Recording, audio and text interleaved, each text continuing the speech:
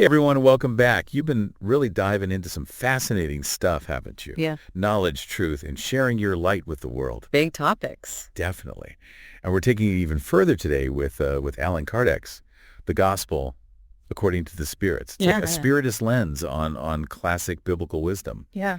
Seeing how Kardec interprets these teachings and how they might resonate with us now. Right. Like a new perspective. Exactly. Okay. Okay, so let's jump in.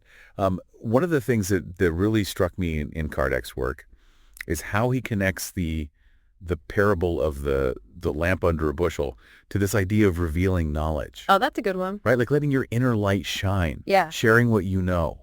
Yeah. Don't hide it. Exactly. Yeah. But then there's this like little contradiction. Jesus himself used parables all the time, like stories with these hidden meanings, almost like riddles. Yeah. It's like, wait a minute, isn't he kind of hiding the lamp that he's telling us not to hide? That's a great point. And that's where Kardec's interpretation gets really interesting. He suggests that Jesus was actually tailoring his teachings to the different levels of understanding in his audience. Interesting. Not everyone was ready for the full picture, right? Mm-hmm. So he used stories and metaphors that could resonate on different levels. Meeting people where they are. Exactly. And Kardec also points out that sometimes people hide knowledge, not because they're worried about people not understanding, but because they want to control others. Keep that knowledge a secret so they can be the only ones who can interpret it. Yeah, like hoarding information. Exactly. But Kardec argues that science and reason will eventually unveil these so-called mysteries. Knowledge wants to be free. Right. It can't stay hidden forever. Exactly. And it speaks to this idea of like a gradual revelation of truth. Kardec uses a powerful analogy. He says, the seed planted out of season will not grow. Ooh, I like that. Right? There's a timing to everything. Truths need the right environment, the right conditions to flourish. They do. Which leads to a question for you listening. What truths do you feel are being revealed in our time? Ooh, good one. Are there ideas or concepts that are finally coming to light now that maybe wouldn't have been understood or accepted before? Interesting. So speaking of timing and audience, let's move on to another teaching from Jesus. Yeah. That seems kind of contradictory at first. Do not go to the Gentiles. Oh, yeah. That one always gets people. Right. On the surface, it sounds very exclusionary. It does. But Kardec helps us understand the context Jesus was talking to his disciples who were going to be spreading his teachings. And he knew that the Jewish people who already believed in one God and were waiting for the Messiah would be more receptive to his message. Okay, so starting with like the most fertile ground. Yeah, make sure those initial seeds had the best chance to grow. So it's less about excluding anyone and more about strategic timing. Exactly. Recognizing that not everyone's ready to hear certain ideas at the same time. Right. And this idea applies today when we're sharing any belief, really, especially with spiritism. Have you ever, come up against resistance when you're talking about your beliefs about the spirit world? Oh, yeah. It can be discouraging. But instead of trying to force our understanding on others, maybe we can learn from this teaching and think about the timing, the approach, and who might be most open to hearing what we have to say. It's about planting seeds, not forcing them to sprout. Exactly. And maybe recognizing that sometimes the most fertile ground is within ourselves. Yeah, cultivating our own understanding first. Now, there's another statement from Jesus that I've always found interesting. The healthy don't need a doctor. Ooh, that's a good one. Right? It makes you think. What stands out to you about that?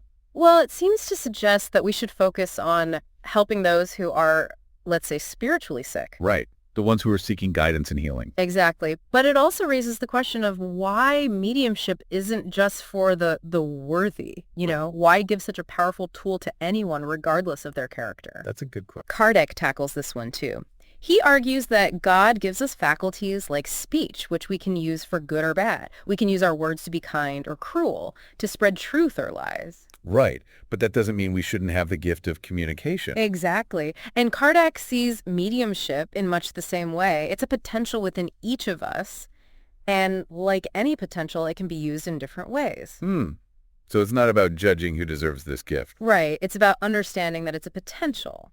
Like we can use our hands to help others or to cause harm, but the hands themselves are neutral. Exactly. It's our choices that determine their impact. And Kardec emphasizes that everyone, regardless of where they are on their journey, can benefit from spiritual guidance. That's right. Remember the parable of the lost sheep? The shepherd leaves the 99 to find the one that's wandered off. It's a beautiful image. It really is. It shows that no one is beyond redemption. Everyone can find their way back. Even those who seem lost can benefit from spiritual understanding. It makes me think, have you ever been surprised by who has helped you on your spiritual path? Maybe someone you wouldn't have expected offered you a piece of wisdom or guidance that really resonated with you. It's often in the most unexpected places that we find the support we need. That's true. It's amazing how these teachings all connect. Like the idea of not hiding our light, sharing our spiritual understanding, it ties right into the courage it takes to actually live by those truths. Yeah, and those themes of courage and authenticity, they come up in that section about bearing your cross, which Kardec links to the challenges of embracing Spiritism. Yeah, it's not always easy to live by these principles, hmm especially when you face opposition or even ridicule.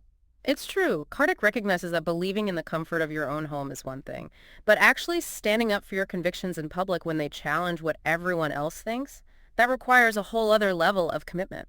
It's like our faith being tested, right?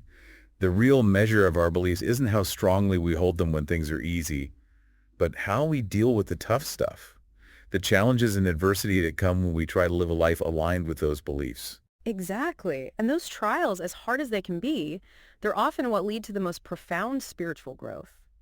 Think about those early spiritists, people like Leon Denis or Camille Flammarion. They faced so much criticism, even persecution, just for talking about the spirit world and life after death. But their courage helped create the movement we have today. It's a good reminder that sharing our light, even when it feels scary or uncomfortable, can have a ripple effect that goes way beyond what we can even imagine. It takes us back to that lamp under a bushel analogy. Hiding our light doesn't just deprive the world of its potential. It also holds us back from our own spiritual growth. Absolutely. It's not just about sharing our knowledge to help others. It's about recognizing that expressing our truth authentically, that's a spiritual practice in itself, strengthens our connection to those truths, deepens our understanding, and helps us really integrate them into our lives. I'm struck by how that section on bearing your cross encourages us to look at our own willingness to stand up for what we believe. What cross are we each willing to bear for our spiritist beliefs? What are we willing to risk, to challenge, to change in order to live a life that aligns with the principles of love, compassion, and spiritual growth that Spiritism teaches? It's a deep question. And it doesn't have to mean grand gestures or making big pronouncements. Sometimes the bravest thing is just living our truth authentically in our everyday lives, through how we interact with others, the choices we make, and how we respond to challenges. Yeah, and maybe it's also about recognizing the power of our own individual perspectives. As we've been going through these excerpts from Kardec, I've been thinking about how much he emphasizes the gradual revelation of truth, how knowledge unfolds over time, as humanity becomes ready to receive it. Yes. And that opens up such a fascinating line of thought. What if each of us holds a unique piece of that evolving truth? What if we're all lamps in a way with our own special light to share? That's beautiful. It means that our individual journeys, our experiences, our struggles, they can all be sources of light for others. Maybe it's not about having all the answers, but about being willing to share our own process of searching, questioning, and growing. I think you're right. And that ties back to the idea of being mindful of our audience. As we share our own light, it's good to think about who might be most receptive to that message, who might benefit from our perspective, and who might be at a point in their journey where our insights can really resonate. Wow. It really feels like everything we've talked about is connected. Yeah. The courage to share our light, finding the right time and the right people, and this idea that each of us has something valuable to offer on this journey. As we wrap up this look at Kardec's work, sticking with you, what are you taking away from all this? I keep coming back to that image of each of us as a lamp. It's such a powerful reminder that we all have this inner light, experiences, wisdom we've gained, perspectives we've developed through our own unique journeys in Spiritism. And it's easy to think, well, I need to have it all figured out before I can share anything. But what if just lighting up our little corner of the path is enough? Yeah, that's so true. Sometimes just being honest about our struggles, our doubts, our triumphs, that can be more helpful to others than acting like we have all the answers. It's about being real, connecting with people, sharing our human experience alongside our spiritual understanding. And speaking of connection, Kardec's emphasis on choosing the right audience really hits home, Not everyone's ready for every truth at the same time, and that's okay. It's about trusting that when we share our light authentically, it'll reach the people who are meant to receive it. It's a beautiful invitation to be mindful, to think about not just what we share, but how we share it and who we share it with. Just like Jesus used parables, maybe we can find creative ways to share our understanding in a way that meets people where they are. And maybe as we get more comfortable with this idea of gradual revelation, we'll discover that sharing our light actually helps us uncover even more truth within ourselves. It's like the more we shine outward, the brighter we become inside. That's amazing. What a powerful thought to keep in mind as we all continue on our individual paths. So as we close out this deep dive, I want to leave you with a question. What truth are you ready to share? What piece of your unique light can you offer to the world around you? Keep exploring, keep asking questions, and keep sharing your light. Until next time, may your journey be filled with purpose and light. And happy deep diving, everyone.